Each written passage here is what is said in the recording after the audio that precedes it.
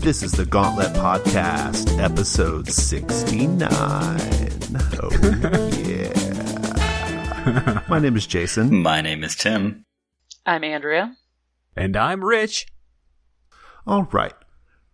Rich. Yes. How is Monster of the Week going? You have a brand new game starting, right? I do. Brand new bi-weekly game. Excited because Lowell and his wife Sherry are involved, and good buddy Misha, and then for a few sessions, Paul, who is mainly involved in play-by-post with me, he is able to join us before opera season begins because he's an awesome opera singer. So cool. Oh, really? Dude, what? You didn't know that? Paul is?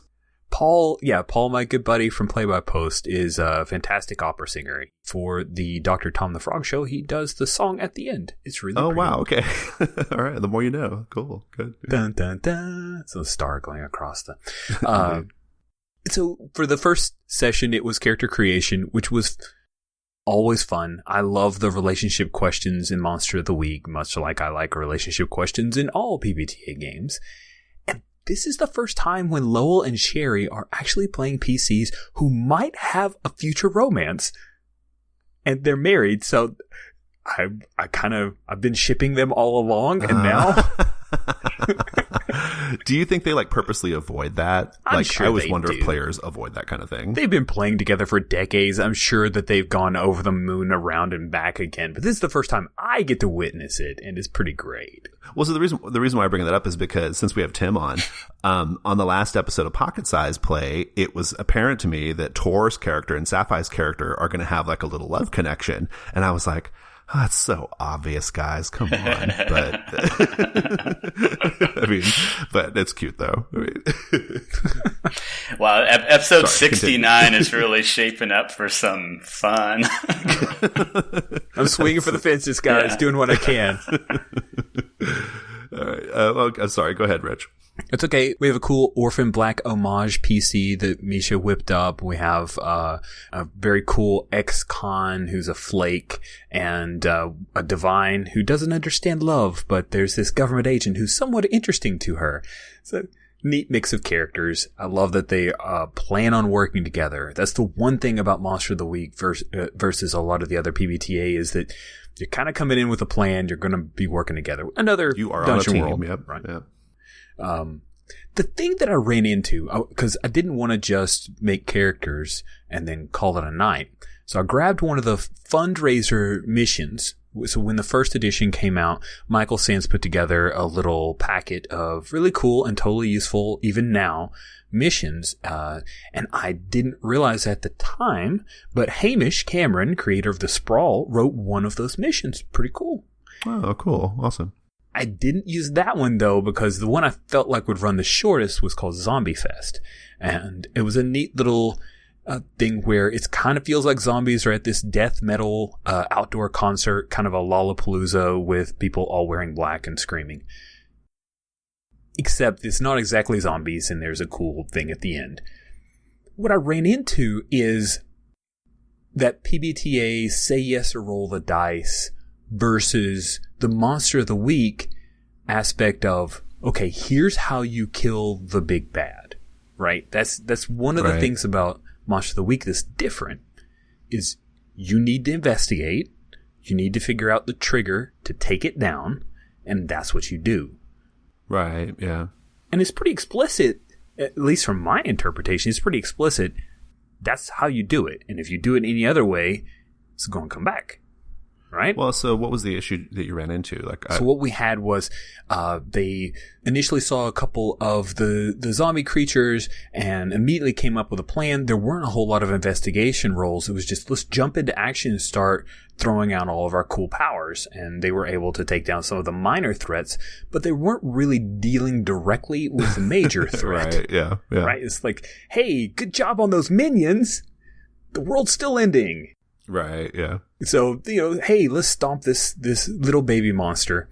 And, that's cool. Let's shoot some fireworks into the circle, but then the spell's still happening. So I think I could have done a little bit more to encourage investigation rather than just roll with their cool moves, because they were doing neat, action movie type deals and using their moves. But in the back of my mind, I'm saying, yeah, you guys are cool, pulling off cool stuff, but I've got a countdown. that's going on right now. Yeah. Well, that's what, like, you know, that's where Grim Portent comes in, right? I don't remember what they call it in Monster of the Week, but, you know, one of the great tools in the PbtA games is if you do kind of need the group to kind of focus in on something, you know, like move towards an objective or whatever, you push one of those things, right? You like you make the situation really hot all of a sudden to like kind of, you know, clarify and refocus their thinking. Yeah, that can be there. It is a weird tension in the game though, isn't it? Because the characters are so like designed to kick ass, but really, honestly, like a lot of my Monster of the Week game sessions, they're about 50% investigation, you know? And so it's a little odd. Yeah, that's one of those things that like Dan hates that about Monster of the Week, right? That's his big criticism of the game is these characters are like ready to fight and kill and they have powers, but so much of the investigation is handled by a single move, right? And it's like half the game. Have you guys heard of the more weirdness for Monster of the Week?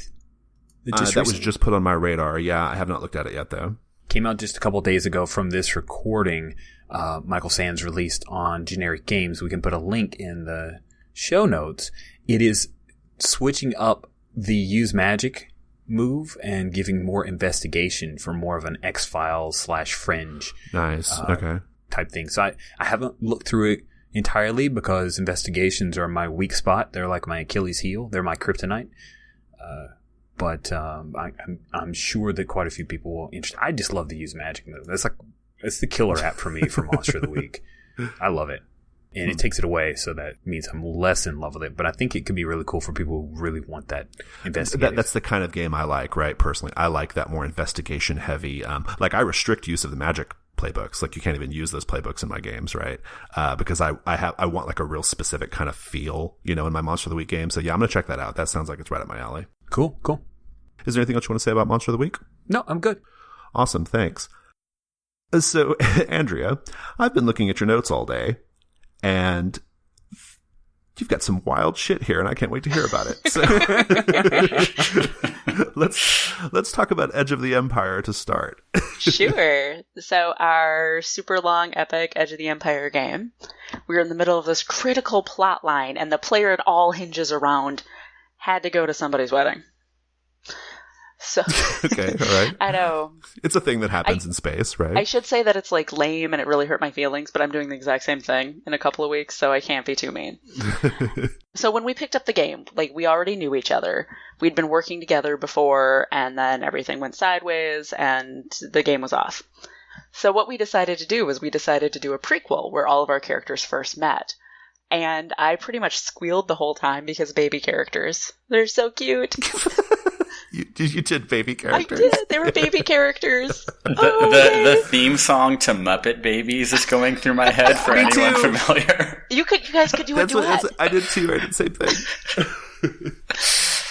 So it was super cute. When Muppet Babies even had like a Star Wars episode, remember? That was the thing about Muppet Babies, yeah. Oh my god, that's the best. Well, so how'd that come about? That's wild. Like, how'd you guys come to that decision? Well, when our GM has not been able to run, we've kind of done our own prequels. So, like, I took a shot, and I'm like, this is my character's backstory.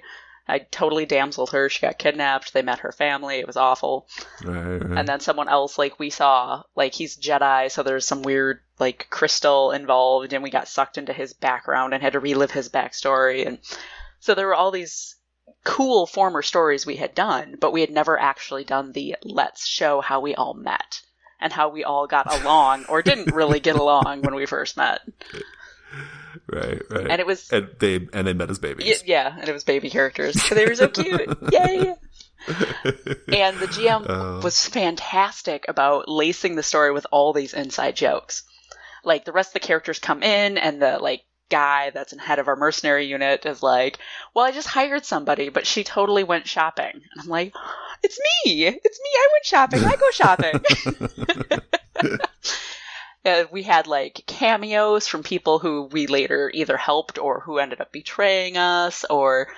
Oh, yeah, callbacks are fun. Yeah, so cool. Best, yeah. And he had people, like, we had one guy who unfortunately can't make it to game anymore because we pushed the game back and he's in Europe. So his character, like, randomly showed up at one point, and it was just a phenomenal adventure. Well, so I'm curious about something. Yeah. Did you... like when you guys, because this was just like kind of a side session, right? That's what it sounds like.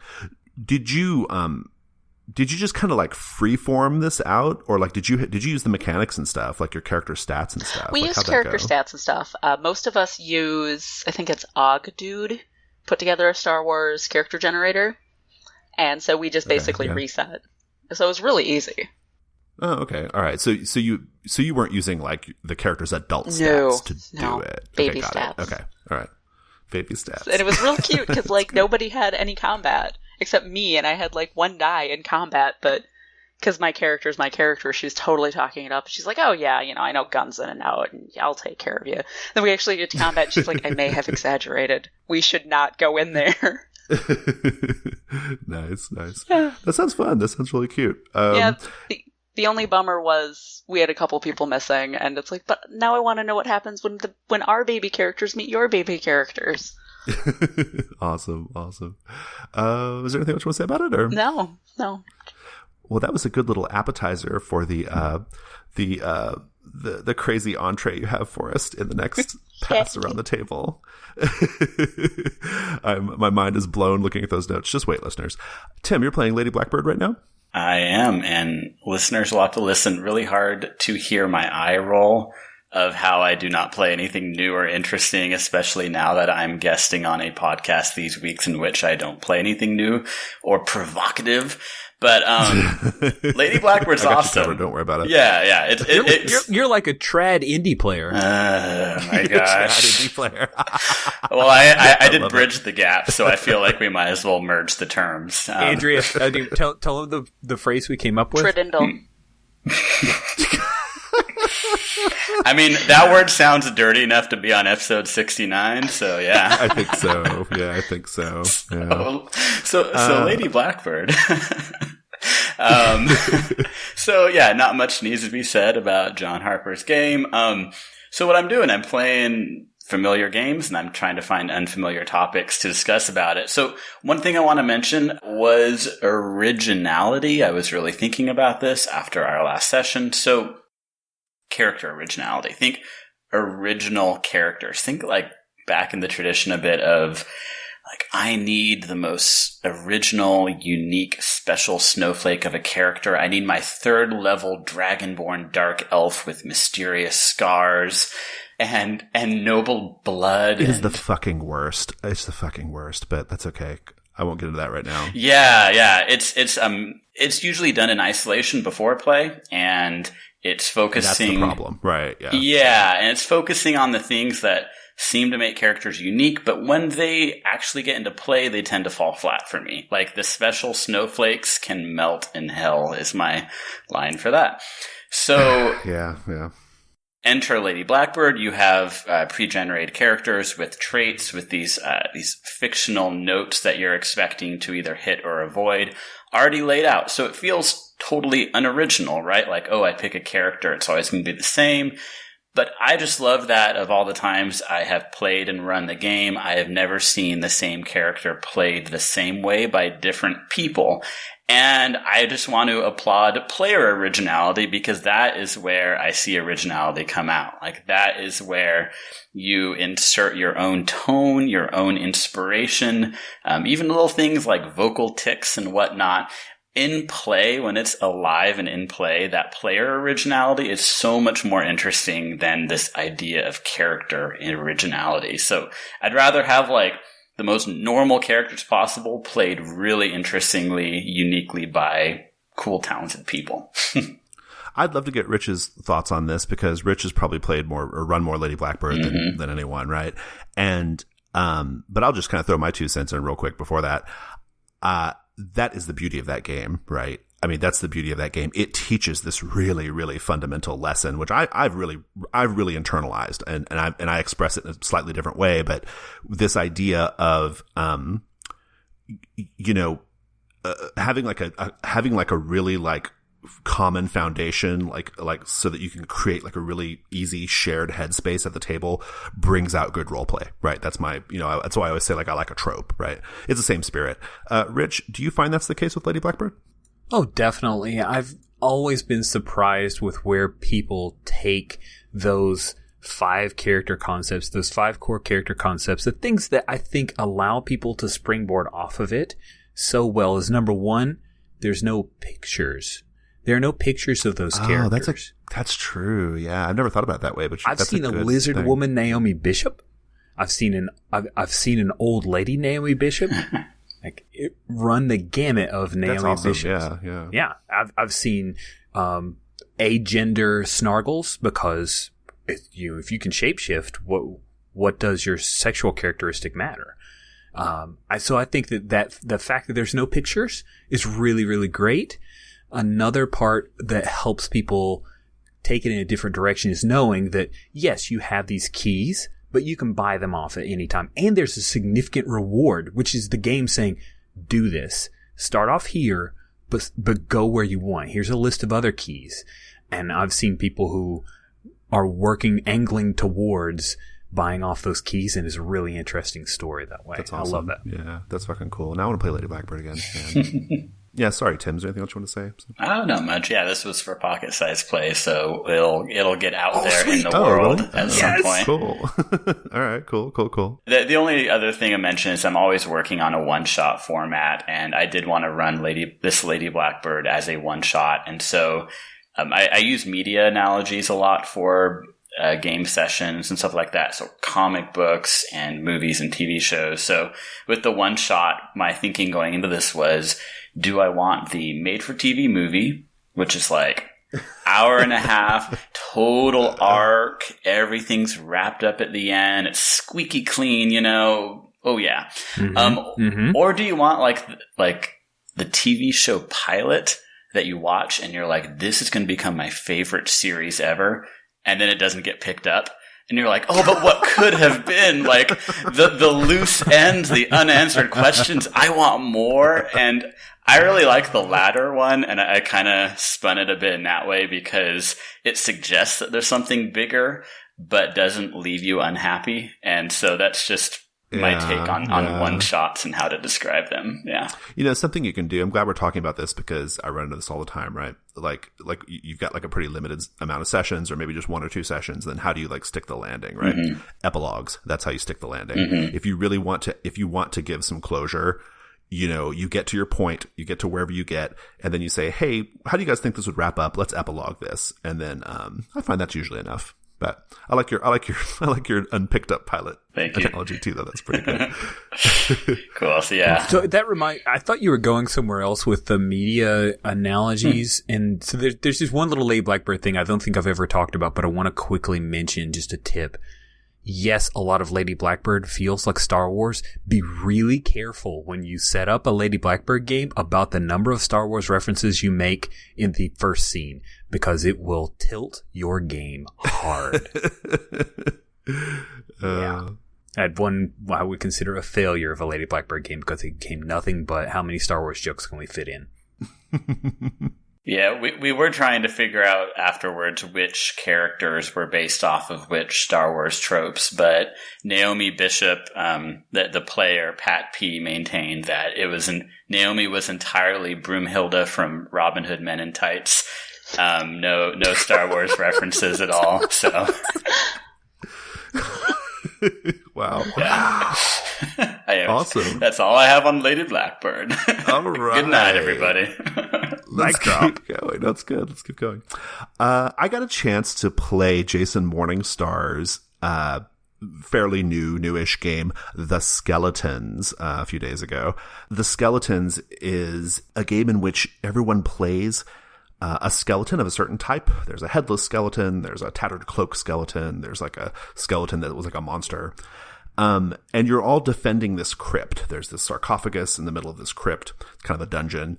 And, you draw that out on the map, and, you answer some questions, that kind of helps you fill in like some different elements on the map. You kind of put where your skeleton is on the map, and then you turn off the lights.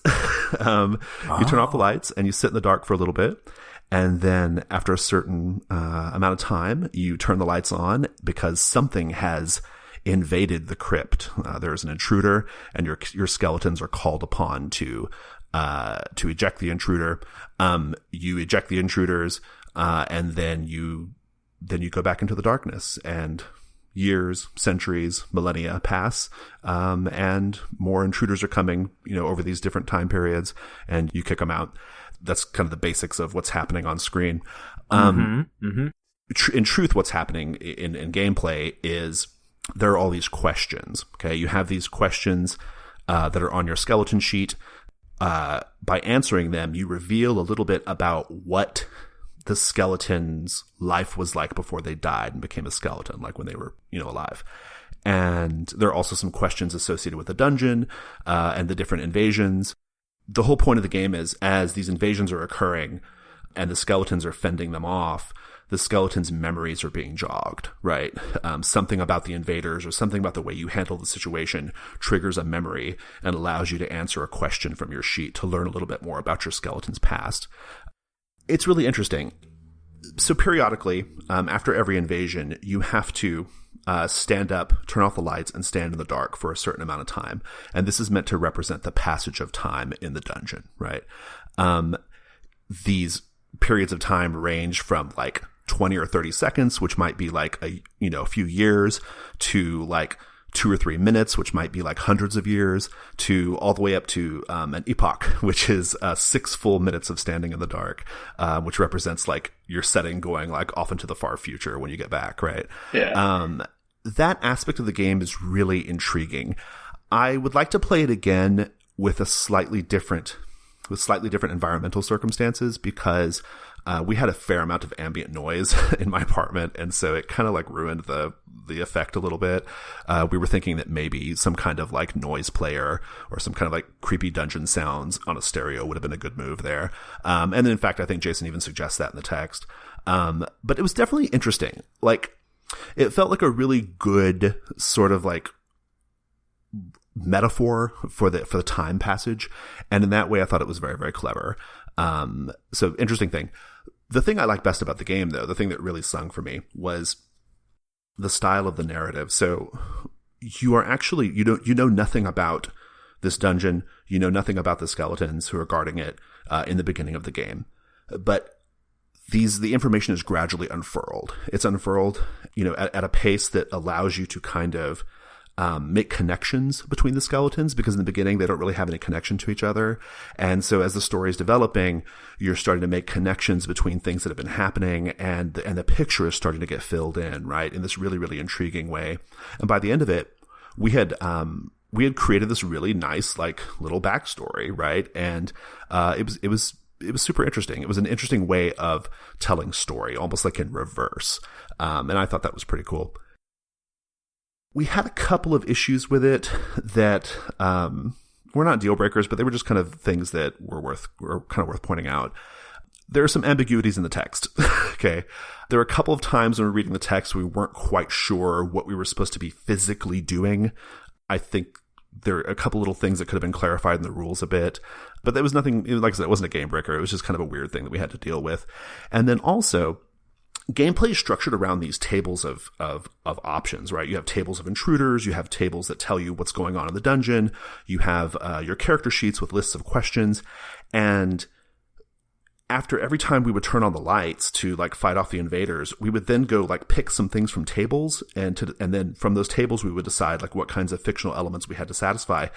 And it kind of was a bit jarring. Like, we've created this like ambient space by turning off the lights and sitting in the darkness, and now we're going to turn on the lights and go read through some tables for a while and pick some stuff. It was a bit off-putting. You actually have the option of rolling a die to choose something from the tables, and we would definitely do that next time. Like, it was a mistake to not do that. In fact, I think it should be part of the rules. I think it should be rules as written. Like, you definitely have to just roll on the tables and then resolve whatever the thing is that you roll. Actually, what I would really love is if it had like a Quiet Year style deck of cards, and you just flipped a card and did the thing the card said. That would be pretty sweet for this game. So yeah, it was an interesting, super, super interesting game. An interesting narrative structure. You're creating and changing this map of the dungeon as you play. And you also get to draw on your skeletons, which is fun. It was cool. It was a cool, interesting game. Nice. So now that you have this fully fleshed out dungeon with chronology and map and monsters, would you ever play like a Dungeon World game in this setting? I think you would have to stop about halfway through the game, because if you play the game to completion, like through all these, there's like several different like large zoomed out phases. Mm-hmm. If you play through all of them, there's not much left of your dungeon afterwards, because you like, it's like just in crumbles. There's nothing there. Your skeletons are just crammed into a little corner of it by the end, right? But I think you can like stop like maybe halfway through, and then and at that point you would have like lots of cool little stuff. Like, because in our dungeon, we actually had a really interesting thing where these giant spiders intruded, like they invaded, and we decided not to expel them, but instead like negotiate with them.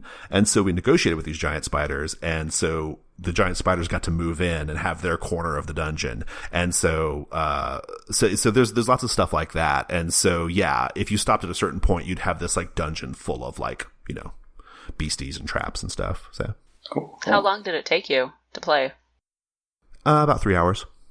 Yeah, it was about 3 hours on the dot. And that was through all the different phases. So, yeah, it was good. And I think it actually would have even been faster if we had chosen to like roll on tables instead of picking things from tables, because that was really slowing things down. It's like, okay, we're sitting in the dark, and then we're having this little moment, and the lights come on. Now let's read some tables. Like, it was just, it was a bit off pacing wise. It just felt a little weird. So it would have been even faster if we had just rolled on the tables and did whatever the thing said. But yeah, I think about 2.5, 3 hours is about right. But it was good. I really liked the story. I thought the story we told was really interesting, and it was still really patchy and had lots of holes and unanswered questions. And a couple of players didn't like that. Like, they felt like their skeletons didn't get like a fully fleshed out backstory, or like get enough connections with the other skeletons. I thought that was a feature, not a bug. Like, to me, that was like to represent the fact that like these skeletons can't remember everything because they're skeletons, right? We're just getting glimpses, but they, as players, I think they felt a little like kind of like shorted in a way, but I think that's also the kind of thing that maybe if we played it again, we would be a little bit more cognizant of that and try to be more proactive about pulling everybody's story together. So I think it's really about just setting the right expectations. You should have explained, well, you're playing skeletons. They're not going to be fleshed out. Oh. In actuality, you're going to get the bare bones of the story. Oh, boy. Wow. But yeah. I'm just trying to get up to Tim level. I don't think I was close, but that's where I was. But yeah, that was Jason Morningstar's The Skeletons. I don't have anything else to say about it. People should pick it up. It's cool. It's a cool game. Rich. Yes. Dungeons and Dragons 5th edition. How's that going? It's going great-ish. Yes, I'm having a great time. This is the one-on-one D&D 5e game that Paul has been graciously running for me to help me get up the ladder. It's turned out to be pretty great. I'm playing a tiefling. The tiefling came out about, 4th edition was when the tiefling was first introduced as a PC it's a race. Bullshit race that probably shouldn't exist because it was added so late. Just like dragon men. Dragon. Yeah, sure. Okay, thanks, man. Okay. Anyway, I'm playing a tiefling. No, dude, it's great. Devil people, it's awesome. Yeah, well, I'm sure we can come up with some Dungeon World rules, and then you can just love all over it. No, I wouldn't. I would never have a tiefling. No, I have literally no thoughts on tieflings. I've never played 4th edition, so sorry. Just give me hell. That's fine. No, I'm just being an asshole. So it's a tiefling, and he's a warlock. So I doubled down on the whole demon relations. And one of the plot lines that just came up that we dealt with in this last session is, hey, your grandfather, who is an archfiend, has sent you messages. It is time to come home. And we began the session with having to choose spell slots, right? I get 2 spell choices, and Rich thought the Zorakir, my character, was going to be going to hell, and he has some offensive stuff that is not a spell slot. I thought, hey, I even joked, I'm going to make some suboptimal spell choices here. I'm going to choose comprehend languages and dispel magic, because I thought, hey, this is going to be relating with stuff. You don't want to go like balls out into hell because they're going to squash you. I'm a 6th level warlock. I'm going to get destroyed-mated. Well, it turns out that in order to open the gate, the character had to go down into the sewers. And he ran into 6 were-rats. Okay. Guess what doesn't help a whole lot? Comprehend languages. Comprehend languages. And dispel magic. So, after a running fight where I tried to run and gun and get through them to the area where I had to set up the gate, I found that were-rats, if you take away their weapons, which I cleverly did with some cool spell use, they are no longer threats as much as they are lycanthropy delivery systems. Of course they are. They had no weapons. They were doing like a D4 plus 2. They were just nipping away. And every time I had to save against the dude, I was save 11. 11 was the DC. It was inevitable, man. I made. So are you like a were-rat tiefling now? Is that what's So I going made on 3 here? in a row, and on that 4th roll, I missed it hard, but I'd just gotten a really cool thing called the Dark One's Own Luck. And the Dark One's Own Luck is this whole like once a day power where you can roll a D10 and add it to any save. And I still missed it. So yes, I think at some point Zorakir will start becoming radish. And Paul, the DM, he was just so vicious because on the 5th time that Zorakir was bit before he dealt with the threat, he said, you don't even have to roll that save anymore. I'm like, oh, thanks. Thanks, man. Rub salt in that wound. You bastard. Stupid lycanthropy. So it was a hard night, and he finally did make it to the gate area, and then, of course, failed with the ritual. So I had to spend the night there, and he has a familiar, had the familiar watch out for him so he could sleep and try to recover some spells and choose different spells, since now I've realized the folly of my ways. Right, yeah. And that's when the familiar woke him up and said, hey boss, there's something coming our way. I looked over and there was something crawling along the floor, and I thought, all right, here's what I'm going to do. I cast comprehend languages. I'm going to understand what this thing is what it wants. And Paul looks at me and he says, I'm sorry, Rich, it's just an ooze. It has no language whatsoever. Dang it. Wow. Dang it. So, it was super loose. Super loose all the way through, but you'll open that gate next session. Woo! Yes. Awesome. Cool. Is there anything else you want to say about your D&D game?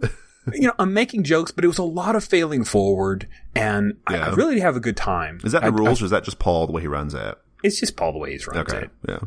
I mean, you can take any system and make it fun, and Paul did a great job running it. I mean, I would have made a level in Dungeon World with all those fails, but but it was great. All right, Andrea, blow our minds. Do it! So, remember how excited I was about Siberia? And I was like, I'm totally going to run a game. And Rich was like, but you're going to tell your players it's Deadlands, right? Yeah, I kind of did that thing. Except they were playing Wandering Monster High School. And I was actually going to milk it for a couple of sessions and just sort of slowly integrate the actual Siberia setting in. But with losing Hangouts on air, I was like, no, I'm just going to push it because I really want to catch their facial expressions online and be able to look back at them and snicker. So to clarify, you told them you were running Wandering Monster High School. Yes. But in fact, they are in the Siberia TV show? Yeah, so we played a session of just Wandering Monster High School, which is a super cute game, and I loves it. And then we played a session that was very mixed. So they're playing their little Wandering Monster High School game. And occasionally I would just turn off the camera and I'd start introducing elements of the show, what is actually happening in Siberia. I'm totally stealing everything and I don't even care. Okay. So, like this one guy's like out in the woods and he finds a tree. Like I turn off my camera and I'm like, yeah, there's a frog there with 2 sets of back legs. And he's like, oh, but that's weird. I'm like, well, what do you do? He's like, well, I'm an ooze. I can't really pick it up. And I'm like, well, what does Will want to do? Will's the player. And he goes, well, I kind of want it, but I don't know what I'm going to do with it. I'm like, then you get it. You get the frog. And he was like, well, that's weird, but okay. So every time I introduced one of these elements that's actually from the TV show, the camera would go off and I'd start referring to them by their player names, which they thought was kind of odd. And they were like, okay. This feels so fucked up. This just feels really fucked up, but keep going. Fantastic. So, it gets to the point where everything goes sideways. Like, the lights go out and they don't come back on. And, of course, it's hosted by Nathan Fillion.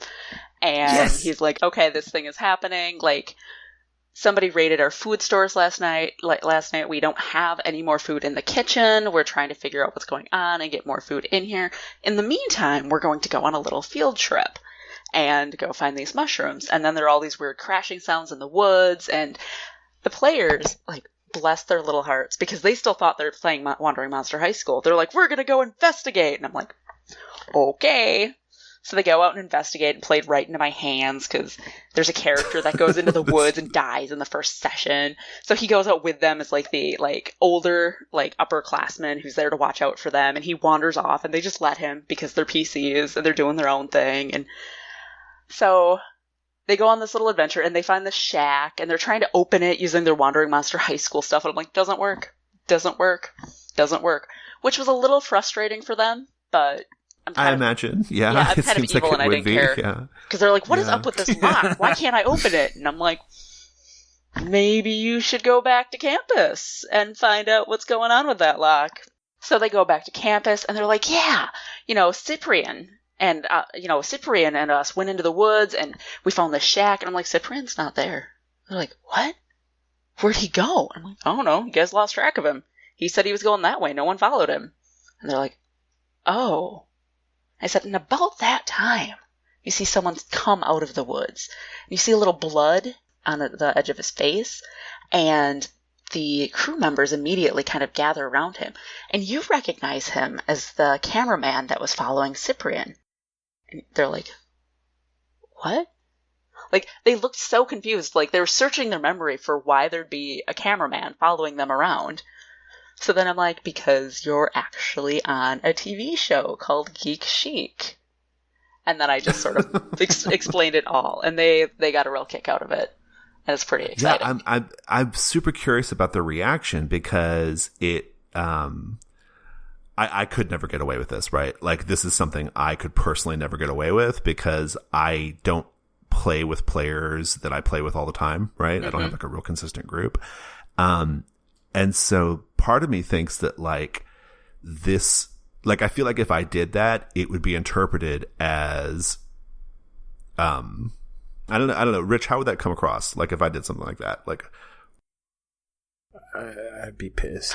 Would you be pissed? I know. See, that's what I'm saying. I think they'd be pissed. I know. Like, I think people would be pissed, like, because they'd be like, we signed up for X, not for Y. So I'm super interested in this, Andrea. This is really intriguing. Like, it's like, yeah, it's interesting. Gosh, I don't even know how to respond. It's a bait and switch, and I've had it done poorly to me. Like, we started off with a game in Sharn, an Eberron game in Sharn, and then all of a sudden we were in the Deadlands setting. And I think really just the fact that my whole character got nerfed just pissed me off to no I mean, end. It sounds like you were very careful with how you unfurled it, and I think that would be the key, right? Like, it sounds like you kind of gradually unfurled it and laid the groundwork. And I think there's probably also just like a certain level of built-in trust, Andrea, with like your players. And so was all going on. But this is the kind of thing that would be very hard to pull. I think this would be hard to pull off. Like, I think this would be like a really, really hard thing for like people to like, to nail. That's interesting. It was really interesting. Well, did they like it? Did they think it was cool? Yeah, they thought it was really cool. It gave everybody the giggles, and they're really excited. And one Awesome. player asked, so are we done playing Wandering Monster High School? I'm like, oh no, like, that's the point of the game. You're on a game show, and you're LARPers, and you're playing Wandering Monster High School. So we're absolutely going to continue this game. But now that you know, when I start using your first names, and when my camera goes off, that means that we're playing a different game right now. And you need to be cognizant of that and react appropriately. Is that a free-form LARP once the camera goes off? Yeah. Or do you have rules? Well, it's Monster of the Week framework. So, like, if they want to go back and investigate that shack, now that they know what they're playing, and they know that shack is actually something that they themselves discovered, not their Monster of the Week, or not their Wandering Monster High School characters, they can go back and they can try to open it using Monster of the Week rules. Cool. Yeah. So is it tough to keep track of? I mean, I know you just started, but like, is it hard to like manage all that? It was a little bit. I had to keep going, oh wait, my camera's supposed to be off. Oh no. Oh wait, that character's not around right now because he's dead. oh wait, those characters got eliminated from the game show, so I have to come up with this really like cheesy, weird reason for them to get expelled. So it was fantastic. Wow. It was totally worth it. No, it's cool. It's really wild. I mean, listeners don't need me to tell them what they should or shouldn't do, but man, you would have to tread carefully if you're going to try something like that, because I could see it going south. Like, if you did it poorly, it would be so. It's dangerous. I think it's dangerous. It's cool though. I'm glad it worked out for you. This group and I have been playing together forever, for years. I think that's the key, right? I think that's got to be the key. Yeah, like, and they're super laid back people. The games we play, like we goof around. They're funny games. They're very laid back games. Yeah, that's a big part of it. I always have to remember that, like, I kind of play in a kind of a semi-public way, you know, and I have like kind of a minuscule but a nevertheless somewhat public, you know, like GMing personality or whatever. So there's no way I could pull that off. Like, there's no way I would be like, I'd be pilloried. But so I'm a little jealous in a way, because I actually would love to try like novelty things like that, but there's no way. I think the two aspects where Andrea was really sharp in this is the choice of her group, like we already talked about. That's key. And also, you're not taking away the thing that they created their characters to do. And I thought that was a really smart choice. That's why I had a couple of questions about that tonal change or that shift in perspective. And I thought that was a really good choice. Did you record that by chance? Yeah, I did.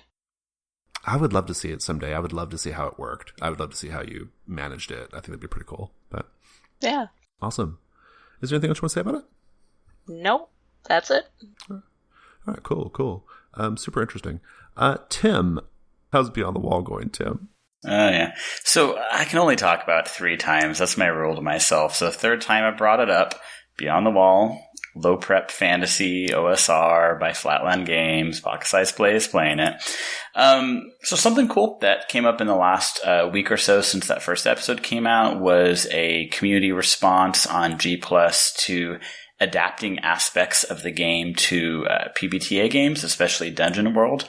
And 2 of those I just want to touch on if people are interested in exploring more of this are the character playbooks and the scenario packs that come with it. And I just want to liken the 2 real quickly and you know, people can see if that sounds interesting. So the playbooks have essentially a life path system where you're rolling on random tables because Gygaxian, actuarial, yada yada. Although you could choose options rather than rolling. And then those build up your character, like your skills and your attributes. So, for example, questions from a playbook would be, how did you distinguish yourself as a child? Or for the self-taught mage playbook, a spirit of chaos was drawn by your power. How did you fight it off?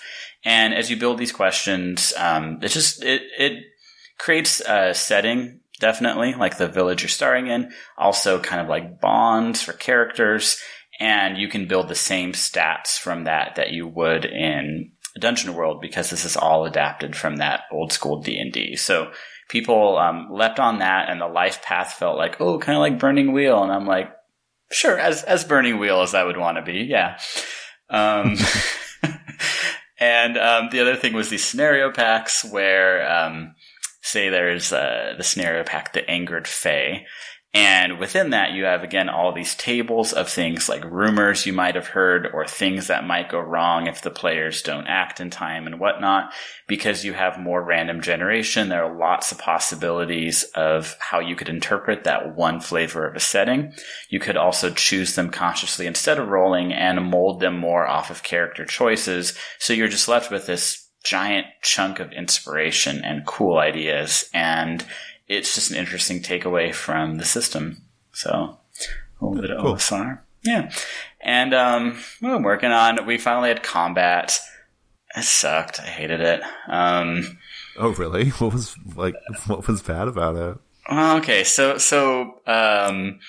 I think the phrase I used was the Miyazaki was strong. I really touched on some themes that drew a lot from Hayao Miyazaki's work that is very, very pacifist, and you have these younger characters with creative problem solving. And so we finally had something that resembled combat. And it's like, okay, do we now shift from ability checks to the procedural turn-based combat, whatnot?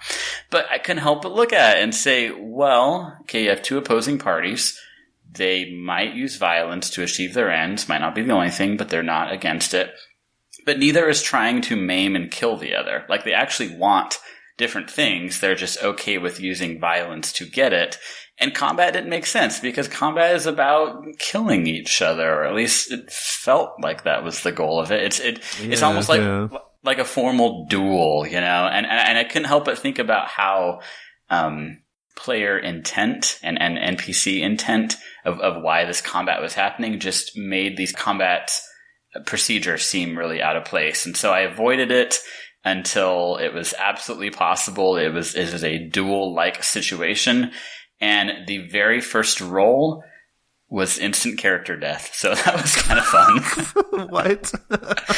Yeah. So for anyone listening to the podcast, someone will die. Someone dies. Dun, dun, dun. Yeah, it was like, there was just a solid hit for the maximum amount of damage that was exactly the character's hit points. And hey, I like all those characters too. That sucks. Wow. That's OSR for you, baby. That's OSR. I have mixed feelings about this. Wow. Okay. All right. Yeah. But so I'm working on how to make that combat stuff work. It's going all right, and that's Beyond the Wall. Cool. All right. Yeah, we'll get to experience it with you soon enough. Awesome. I played this game called Alienór. I believe it's pronounced Eleanor. It's spelled like the word alien with OR at the end. Alienór is, I can't recall the author's name offhand. Maybe Steve can slip it in there for me. But Alienór is about the ladies in waiting to Eleanor of Aquitaine, a 13th century medieval queen. It's about these women's lives together and their relationships with one another, as well as their relationships with Eleanor herself. You kind of engage in some really interesting kind of like setting creation in the beginning, where you use these different tables to kind of pick some different elements for your characters and kind of how some secrets they know about each other and that kind of thing. And then the gameplay itself is a really straightforward kind of scene framing affair, with players being able to offer up these sort of like fictional conditions that round's storyteller, which is like a GM, can like grab and incorporate into the story, and they get like a little currency to spend. If they do that, the currency is used to kind of give you some sort of authorial control over what's going on. You can kind of spend it to change some of the narration, that kind of thing. Pretty straightforward, simple game, mechanically speaking. What I want to talk about is some of the game's themes, because they were really, really interesting. We had a great time with this game. It took us a minute to get into it, but once we did, it was really good. It was myself, Dan, David, and Philip. And at first it took us a minute to get into it because, just the setting is a bit like unusual in the sense that, we're four guys playing these four women who are, ladies in waiting to Eleanor of Aquitaine, right? But it didn't take us that long. Once we got into the swing of it, we were all good. But the themes are super interesting because it's all about like this tension between a sort of like idealized, romanticized courtly life, as well as like this idealized notion of Eleanor herself, versus the reality of their everyday lives, like the true, like, human reality underneath this sort of like romanticized version. And it was super intriguing because Eleanor, the queen, which players can play her periodically throughout the game. Like, she makes appearances in the game every now and then. In the text, she's practically deified. I mean, like, it's all about like, she's so magnificent. Like, even the ladies in waiting, like their like qualities, their like personality qualities are mere reflections of Eleanor, right? Like, what is it about Eleanor that reflects well on you? Like, how do you reflect it? Like, oh, her serendipity, her sereneness, her humor, that kind, like it's just this very like, like hagiographic, right? Like it's a little ridiculous. But as you're playing, you start to like, the story gets a little crunchy, right? Like it's like, it suddenly becomes about like secrets and forbidden romances and, Alienór being, kind of abusive and like manipulative and like it's like you're peeling away this facade to get to this like this underbelly kind of story, or this sort of like true story. And it felt really fucking cool. It was really, really fucking cool. But the thing is I'm not sure if that was the designer's intention, because like that's not in the text of the game as best I can tell. I didn't read the text, but for what I did read of it, I didn't read the entire text. I didn't prep for the game, but from what I could tell, that was not like the overt intention, but that was the result, right? Like the result was we're telling this like really like kind of this story that's a lot like more problematic than we initially thought, right? Because our Alienór was, the ladies in waiting, our characters were so we had such like conflicting mixed emotions about her, but they were almost always like positive, but they were also like there was a power imbalance between Alienór and our characters. And so a lot of times like Eleanor's behavior, like, it's defined in tables occasionally. So like one of our characters was named Alice, and Eleanor's relationship with Alice was that Alienór is teaching Alice like basically sex, right? Like Alienór takes her into her bed every night and teaches her how to be a woman, right? Like that was kind of the nature of their relationship. But that was super problematic because Alice, as was role played by Philip, Alice was like incredibly naive, right? She was an incredibly naive character. And so what it turned into was like this feels a little predatory on Eleanor's part, right? Like, and Alice is not properly standing up for herself, we had another character who was a Muslim and who was like ethnically different than the rest of us. And, Eleanor's behavior towards her was fetishistic. I mean, it was very fetishistic and controlling. And so these themes come out, and it was utterly fascinating. It snuck up on me. It really did. Like, as we were playing, the first like 25% of the session, I was just trying to figure out like what I needed to be doing, what the scenes needed to be about. Like, it doesn't give you a lot to grab onto in terms of what your scene should be about. And then towards the middle, like, we're developing our characters. We're having some good scenes. We're having like fun little courtly, intrigues and romances, right? It has very heavy lesbian themes. But then like towards the end, we all started to realize, holy fuck, like we're telling a story that like subverts like even the text, that is so like, glowing and romantic, so it was super cool. I was really, really into it. We had to make a few concessions for online play. And so there's a couple of like little, mechanical things we weren't able to really execute properly in an online setting. I don't think it held our story back though. I really don't. But I would definitely like to give it a shot though, like playing it face to face. I think it would even be an even more powerful experience. Did you have to know much historical knowledge to feel like you were representing the setting? No. Okay, cool. The world setup is pretty thorough. I mean, it gives you everything you need, because you have a bunch of different elements you have to choose, from these tables, and it gives you enough.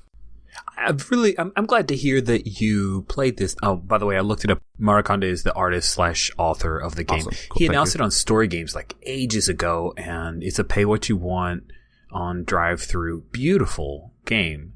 And I'd skimmed through it, and I couldn't really figure out, like, how do you make it go? And I'll probably never get to the table. So I'm excited you got to play it. We had trouble getting it going. Like, we really did. Like, I mean, the four of us who were there, these were, I mean, Dan and David in particular, like, I gel with those two guys probably better than any other players, that I play with. And we had a hard time. We had a hard time, like kind of just getting over this was a certain hump, to like kind of get the story progressing.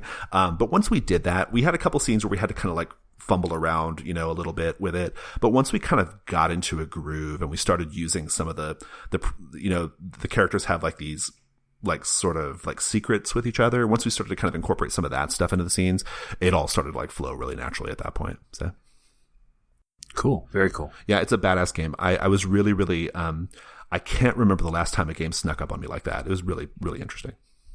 And I think that's all I've got to say, so let's go ahead and go to Giving Me Life.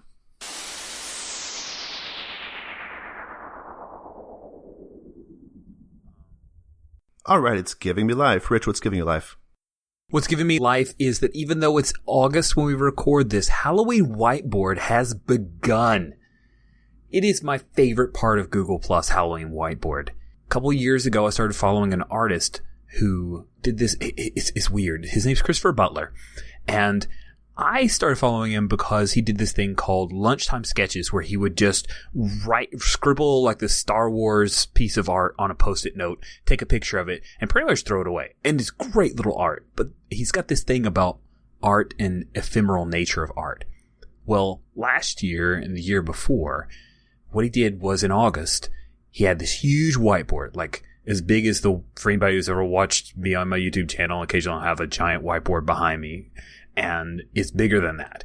And he starts in August and he draws little pieces of this huge vista of a haunted house. He does a different haunted house every time.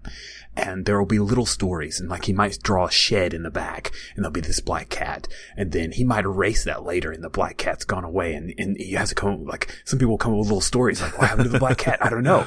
And it might show up later. It might be on top of the eaves or, ooh, it might be over here on the sidewalk. Oh, it got ran over by a car. It's amazing art storytelling, and he does a little bit every day, and he posts it up with a hashtag, and a lot of times people will repost it under a collection so they can easily follow it. His art, like this is at his office. I think he's a graphic designer, and Kevin is his partner in the same office, and he'll draw on the board as well. If we can throw in the show notes, someone took a lot of the pictures from 2015, put some music behind it, and put it on YouTube, just to give you a taste. But you gotta follow this. Halloween Whiteboard is the coolest. Awesome. Andrea, what's giving you life? We are about a month away from MinnLoCo. MinnLoCo is one of the very few actual conventions in this area, and it's Minneapolis Long Con, so it's one of those cool things where you show up and you play the same game all weekend.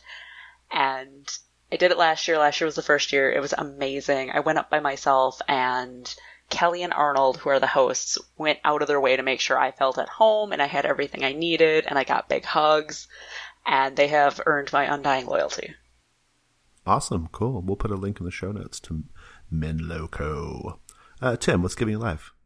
I am a player in a new Apocalypse World play-by-post game, so I am happy that I get to play instead of run. Speaking of run, it is being run by awesome Gauntlet member Tor and co-host of Pocket Size Play.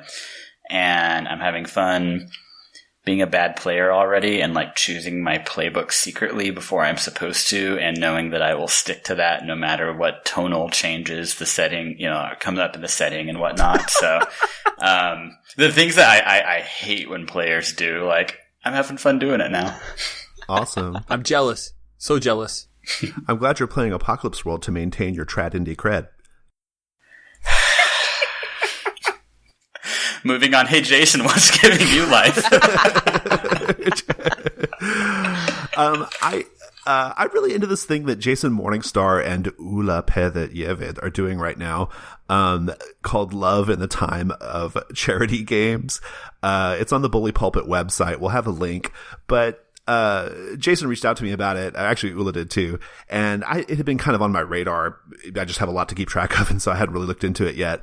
But I got taking a look at it, and it's really fucking cool. They are, they're selling a variation of Archipelago 3 called Love in the Time of Caverne, I think is how it's pronounced, as well as Ula's LARP, ghost LARP called Old Friends.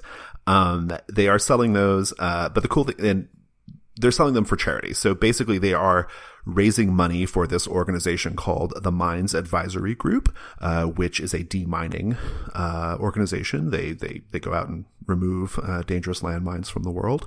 And I think that's pretty cool because that's not something they had to do. And I think it's awesome that they're kind of making their work be about, to raise some funds. Oh, and I should also mention Matthias Holter too. I think worked on the Love in the Time of Kavarane as well. So, and that's our show. So, listeners, I recommend you go to our website, gauntlet-rpg.com, to find all the hot links, including to our G Plus community, our various meetups, and also follow us on Twitter at GauntletRPG. Andrea, where can we find you? ivorythorns.tumblr.com. Tim? Twitter at PocketSizedPlay. And Rich? Twitter at ORKLORD. Awesome. Thanks so much, guys, and thank you, listeners. Thank you, Jason. You're very welcome. Bye. Bye. That's awkward.